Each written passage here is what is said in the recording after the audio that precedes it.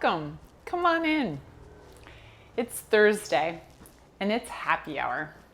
Home happy hour to be exact, so grab a drink and let's get started. Hey everybody.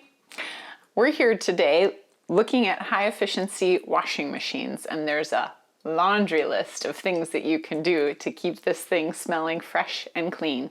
Thank you, Will.i.am. High efficiency washing machines. So these things are pretty amazing.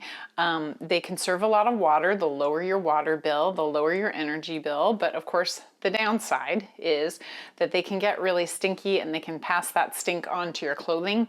So there's a few things that you have to do on a regular basis to keep them clean and smelling fresh.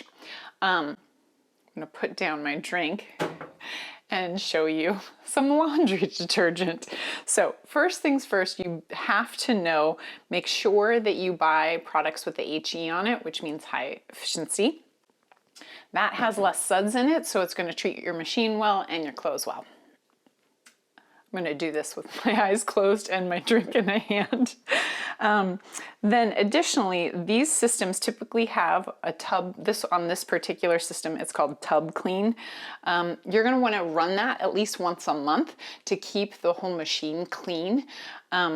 There are products out there that you can use that'll clean it, but you don't have to have that. You can just, where you normally would put the washing machine detergent, then you can just put some bleach in there and run it on a hot cycle and it'll clean it all out. Additionally, what we do in our household is we just leave the door open. Now what that does is it keeps the moisture in that tub dry, and so you're not getting a level of moisture that mildew and mold can grow in.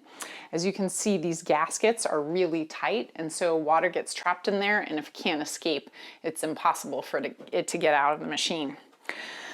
As always, reach out with any questions that you might have. But this is a really simple and easy way to keep this thing smelling fresh and running for many years to come. See you next time.